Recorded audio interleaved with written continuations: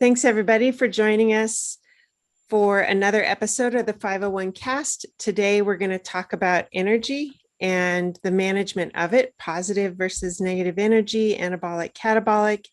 And we are going to talk about how this energy affects your leadership and your organization, what those effects are and how to manage them, and then moving toward anabolic energy. We have with us today Natalia. She's the founder and chief energy officer of Life by Design Academy. Natalia, would you take a second to introduce yourself? Certainly. Good afternoon, everybody. I'm happy to be here. My name is Natalia Verdikian, and I'm the founder and chief energy officer of Life by Design and Frontline Consulting. So what we do is we help entrepreneurs and leaders and their organizations to live to their fullest potential. Originally from Russia, currently based in Barcelona, managed to travel still between various countries within Europe for the moment. Excellent. Thank you. Well, I really appreciate you taking time to be with us. So could you explain very quickly for us the difference between anabolic and catabolic energy? Certainly. Well, energy is a big thing, and energy is everywhere. There's a common saying that energy attracts like energy, right? So, and energy flows where the attention goes if you focus on something. So let's see the difference between anabolic and catabolic energy. So the catabolic is really disruptive. So it's a draining, disruptive energy. And it's physics. I'm not talking voodoo science here. So when people are under stress, the brain creates catabolic hormones like adrenaline and cortisol, which breaks down the body cells and tissues and provides energy to push through the stress, which is great under deadlines and winning the marathon, for example, right? But long-term, it's creating draining and tension effects. We can go so far by being under stress, right? So what happens with catabolic conditions, when people they're very more reactive, they're fear-driven, constantly dissatisfied, worried, anxiety comes in, problem orientation, they blaming others, condescending, forcing, unkind. They get into that crisis mode because they constantly tense, right? It's that disruptive energy, the draining energy. And so there's a lot of judgment present and very little view on whatever is happening. It's like, if you walk you only see what's on your horizon. So it is associated with stress. So basically, when the brain is under stress, it creates those hormones to protect us. But, unless you're running from the lion, technically, the fear or the stress paralyzes you in the moment. So you're not in that productive, creative space. So, and then there is the anabolic one, which is all about growth mode and uniting with others, with yourself, connecting with yourself. And it's constructive, healing energy. It's like a building force, like when you stand on top of the mountain and the world is above you, at your feet, literally. So it's a fueling energy, and it's a creative, it provides performance, great interactions. Powerful leaders tend to be at that state. It's empathetic, there's a lot of teamwork involved, trustworthiness, cooperation, solution versus problem orientation. There's that helicopter view. It's like you go above on the air balloon and you have that big view from high above. So hence the solutions and opportunities and everything. Confidence, calm, inspiration. People are more responsive and respectful, etc., etc. So what happens is that it is associated with less stress, which happens because when the brain is under stress, it tells the body to release anabolic hormones. Again, it's physics, like endorphins and dopamine to the body. So that is then, it's designed to optimize our systems. And as a result, it's easier to focus on solutions, tap into creativity, experience more complete and conscious views on the situations from high above. So the whole idea and the purpose is to move from catabolic state into anabolic state to increase that sense of happiness, joy, productivity, and success in all areas of our life. So one thing that's really interesting to me when I look at this list is right at the bottom of catabolic is inaction and anabolic is productive. And when I think about stress, often when we're stressing, we're moving faster. We might consider ourselves to be getting more done because we are in a hurry, we're rushing, we're stressing. And this is exactly the opposite. Could you take just a second to talk about why we are more productive when we're in an anabolic state and less productive when we're in a catabolic state? When we feel under stress, it's like the complete potential, the view is not available to us. We get into this little view, like small view. And especially if we're in that state of anxiety and fear, to perform, to be better, to follow the expectations, our own and everybody else's, our body gets tense because it creates stress. So, and it doesn't connect to that higher intuition, to that flow state, to that creativity state. Because once you're relaxed, nothing changes, but everything changes. You connect to your full potential. You connect to everything you actually know and get into the flow, rather than focusing on what's expected from you and how is everybody is going to perceive it and how are you going to perform. You're there in the moment, and that's when that flow kicks in, that genius kicks in that you naturally have. And then it's also collaborative state. Imagine if the whole team is in that state. They create great results. They're more productive. They're more constructive. Right. Lots of great stuff happens in there. Solutions all of a sudden come up. So busy doesn't necessarily mean more productive. That's what I'm taking out of this. So you mentioned at the beginning, energy attracts like energy. And I'll just read this quote. Everything is energy, and that's all there is to it. Match the frequency of the reality you want, and you can't help but get that reality. It can be no other way. This is not philosophy. This is physics. And that was said by Albert Einstein. You mentioned earlier, this is not voodoo science. Could you speak a little bit about the actual biology and science of this?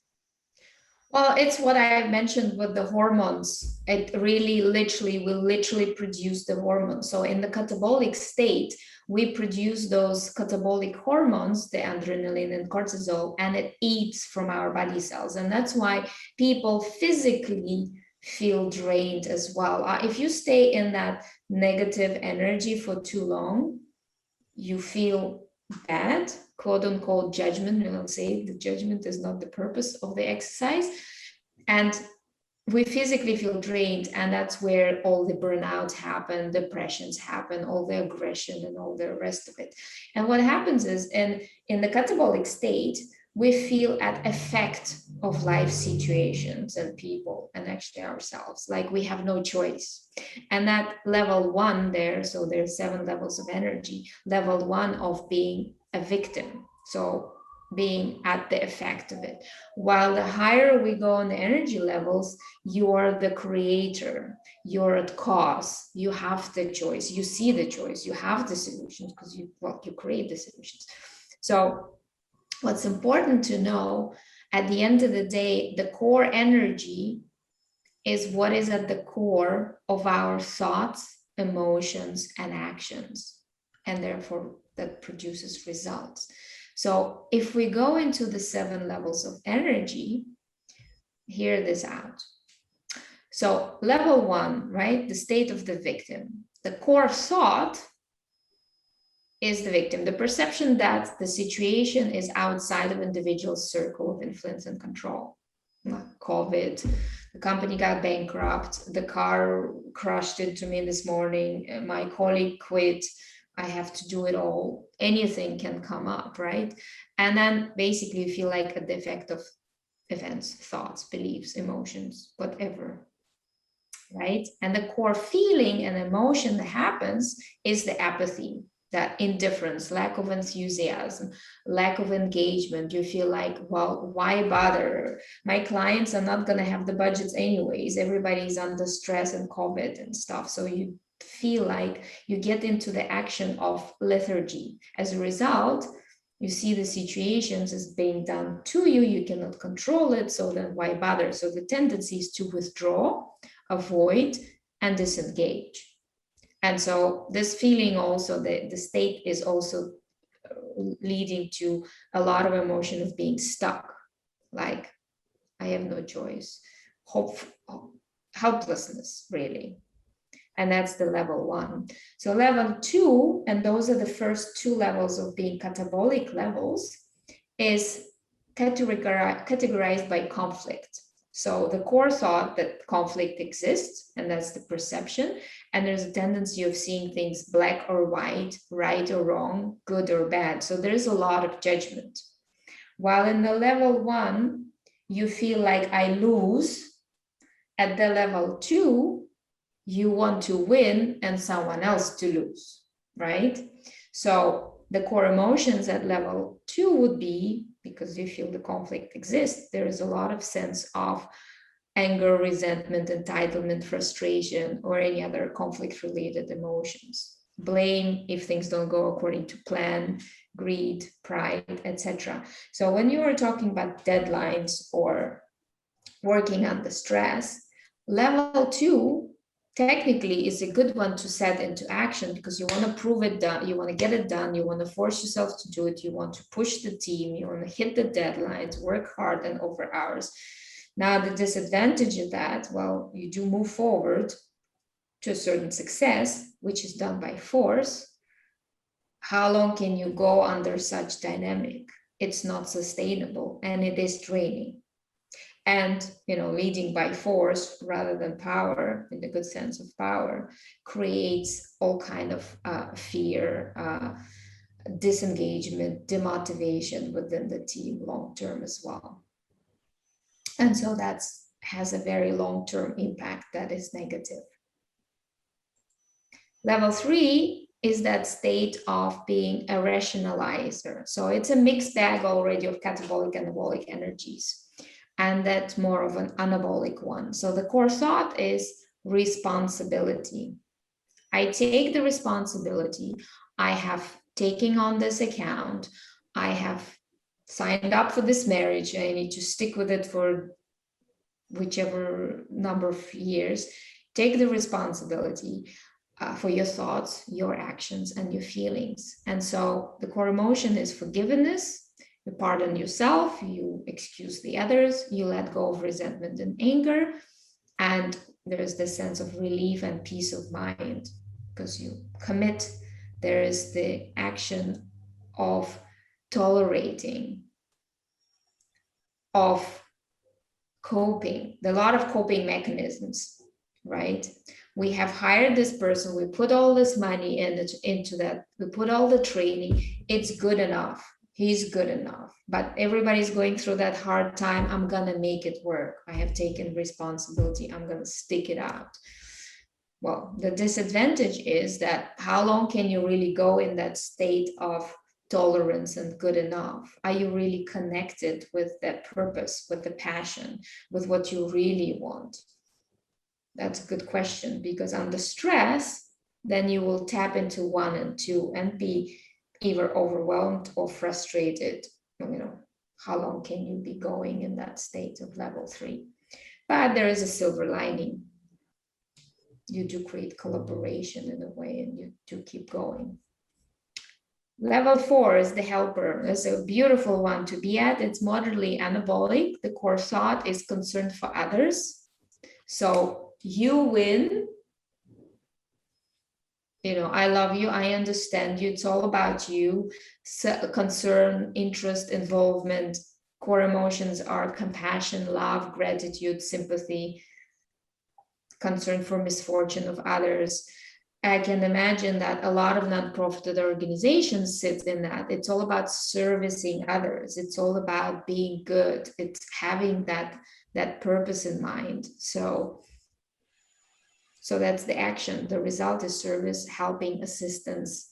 What's very important is not to forget the self-care piece, because if you always give and give and give, whether it's in the family or in the workplace or with your customers, God forbid you give in all the margins, what happens at the end of it, we get either overwhelmed and we tap into the level 1, or we get frustrated tapping into level 2.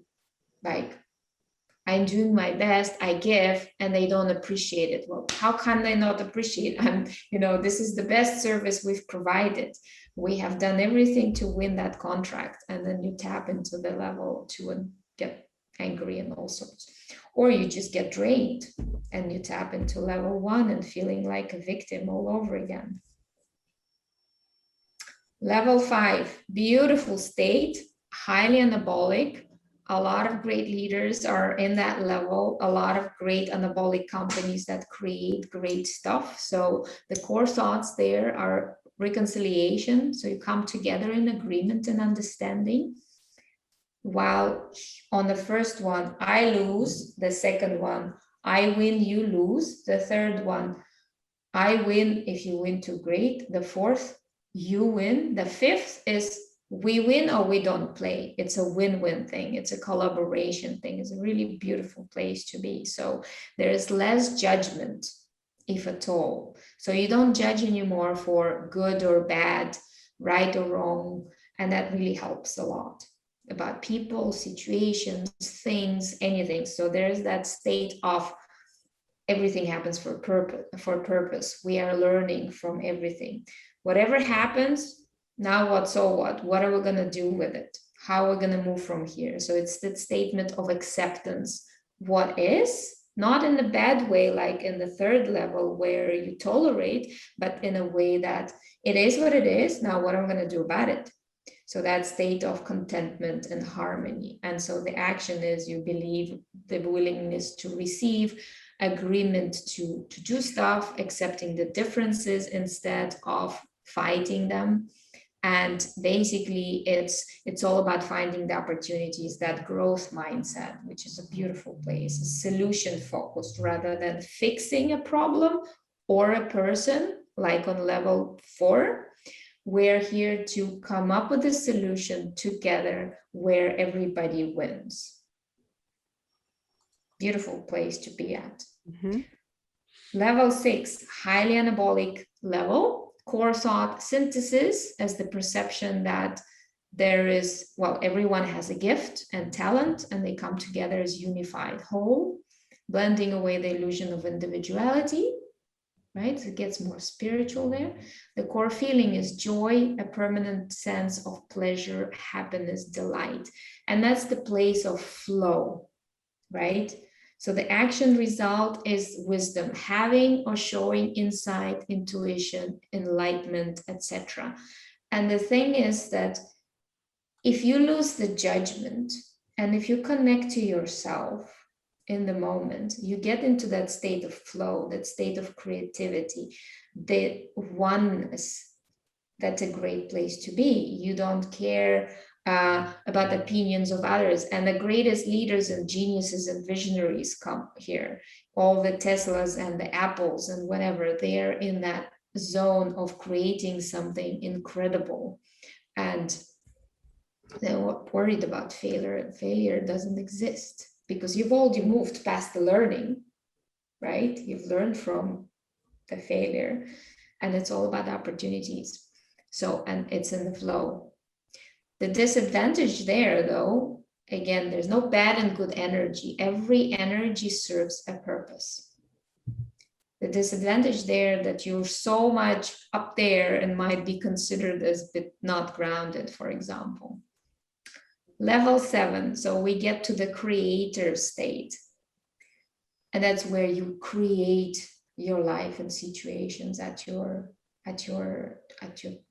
preference. So the core thought, total non-judgment, And I can imagine how difficult it is because we always judge ourselves, situations, people. Imagine no judgment at all, total objectivity, lack of fear. And the core thought is absolute passion, total bliss, energy, intense desire and enthusiasm in anything and all the experiences, right? So it's the action of creation, bringing something into existence, spontaneous manifestations of ideas, thoughts, and genius thinking. So this level is characterized by complete objective thinking.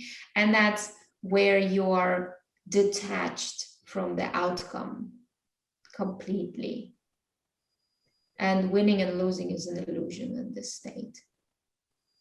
So, Natalia, I have a quick question for you. In each of these levels, you have said the downside of this is there a downside to being at that highest level of creator? Well, the downside, it's not a downside, but once you're at the level of creator, and that's not a physical, permanently physical state to be in, you can tap into it. Whether it's in meditation state or in whatever, when you're connecting, you pass through that stuff and you're connecting to your intuitive higher order state. The disadvantage is that, if any, there is less emotional drama. And since nothing seemed to be real, and that's why there are other 7 levels you can tap into, because you can use them at choice once you're up there. But then you're perceived as to others as disconnected. But at that level, you don't necessarily care about what others, how others perceive you, right? So Right. at level 5, for example, while it's great, it's all about collaboration and creating win-wins and opportunities. The downside of it can be there's so many ideas that you can lose track and be a bit too risk oriented, when it comes to investment, or when it comes to too many ideas, and then you start delegating them left and right, and people are like, okay, what? So every level has advantages and disadvantages. And again, it's all about using them at your choice. So if you choose to be at level 1, which you can, well, consciously and not by default, then because you're in that state of apathy and being stuck and total fearfulness and a lack of confidence, and you don't do it because you think, why bother, I'm not good enough. Well, the good news is someone else is going to do it for you. Plus, you're going to create that empathy, and people are going to feel sorry and support and all sorts of things. So question is, well, the purpose is to use it at your need, by consciously, by choice. The same like level 2, you can push for deadlines and you can get things done, as long as you don't do it consistently and push yourself and others over the limit. Then everybody's going to quit and you'll end up in the burnout. Right. So really interesting to note that you can hang out in any one of these places, but you don't want to stay in one place all the time, right? It's a matter of finding where you belong and when you need to tap into this or that. Well, the thing is that we are not one level, and that's another thing. And if you do energy leadership assessment, which we provide, you can see that you are a combination of several levels. Now you can have a primary and secondary and tertiary X number of levels. That determines how you react to situations on a good day when everything is great. And then also it shows how do you react and how do you feel, etc., behave under stress. And whatever that is puts us into stress, because under stress, and it can be anything, we'll go through the influences, you can tap into level 1 and 2. Now, if you discover that you're predominantly on level 1 and 2, on a good day when everything's great, that's your normal energetic response to life, then there's something to do about that. Because if you're constantly in the 1 and 2 with that catabolic energy, feeling drained, if you can even get out of bed, some support might be needed there. Mm-hmm. And organizations can be catabolic or anabolic, so Yeah, great stuff. The influencers. So I was talking about things that affect our energy, and you can experience yourself. One day you feel like this, and another day you feel like that. Something happens, and you're totally low in energy and you're demotivated, or the people, and you have no idea what is actually happening because it seems everything is as it was yesterday. Now what happens is there's several, a part of the energy blocks, they're energy influencers, so spiritual, nothing to do with religion. So it's all about connection to purpose, alignment with vision, values, having the confidence and trust and the sense of fulfillment and contribution, and having something to look forward to. So imagine that you're working with a client or a company where your values are not aligned, where your visions are not aligned. It's constantly hitting your well-being, your spiritual happiness. It influences yourself completely. So that's the spiritual one as an example. The mental one, how do you process your thoughts?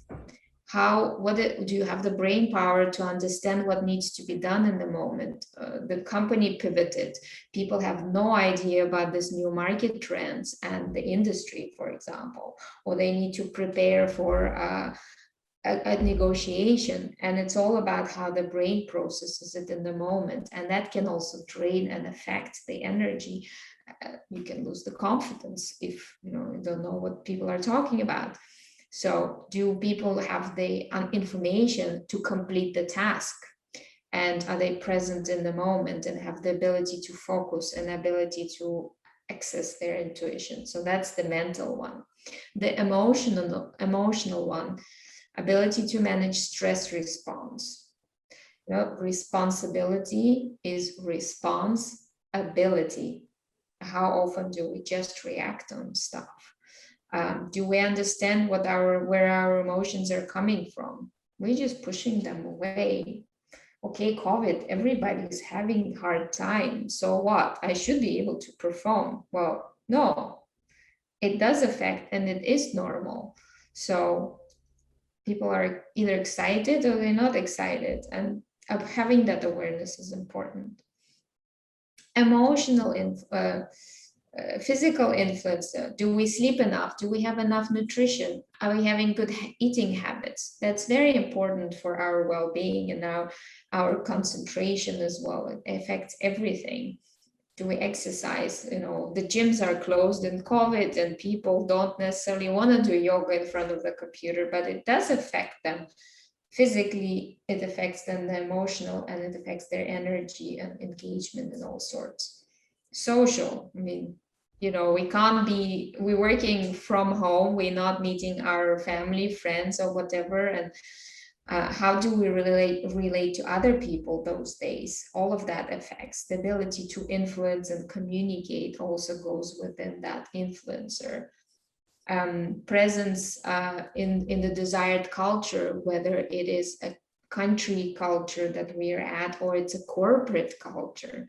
Does that fit us? The existence of accountability, the proximity of our nurtured relationships, family. I haven't seen my family in Russia for like over a year now. The whole thing, it affects me. I feel guilty. I tap into level 1. And then the environment, setting the conditions where we work, the temperature, the lighting, the technology that doesn't work, all of this affects our energy. The clothes, are we comfortable, not comfortable?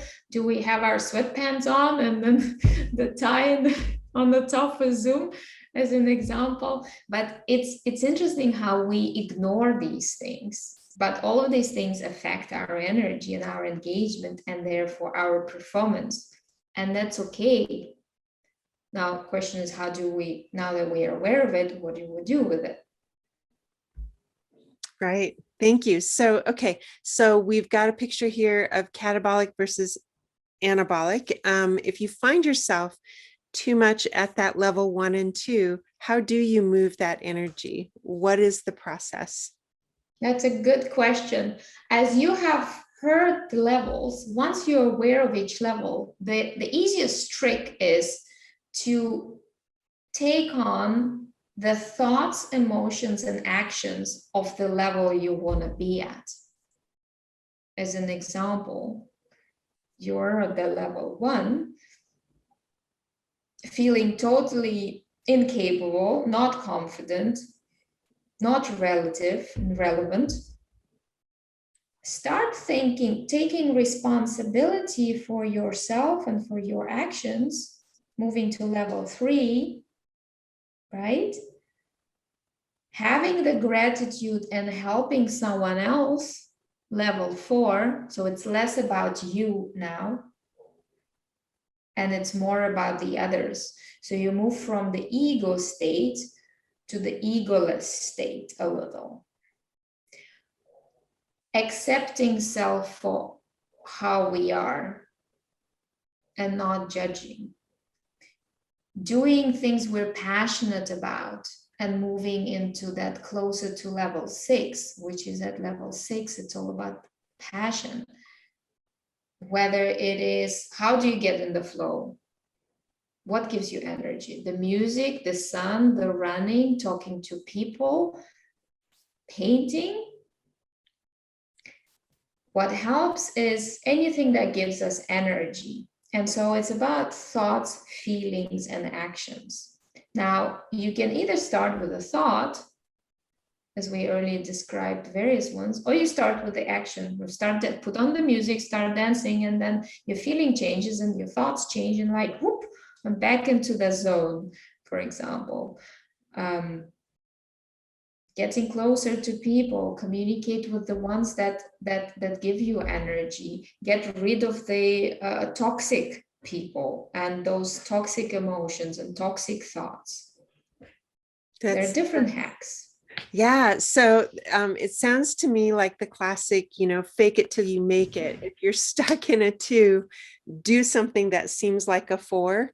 And before you know it, you will be on your way to being a 4, 5, or 6, right? Like you, just by making yourself do something, even if you don't want to, taking action is what can move you forward. Well, I would note on that one, it's more about act as if. So, and hence the visioning exercises help, the meditation helps, manifestation help, because you create that vision where you want to be. So if you're stuck and then you're in that state of tolerance and coping and you're thinking good enough, but actually deep inside, it's not good enough and it's not connected to who you truly are. Well, think about what you truly want. Make that vision board. Think about the dream, what you really want. What are you really great at? Connect to that, increase the self-worth, connect to things that worked well. So you move from the 1 to the higher, and hence having the support system or having a coach or having a team where you have that open collaboration, communication, and support definitely helps. Great. Thank you. Well, we're out of time for today, but I would like to encourage anyone who's interested in diving deeper for your leadership team, your company, your nonprofit, whatever, to contact Natalia. Her email is here at the bottom of the screen.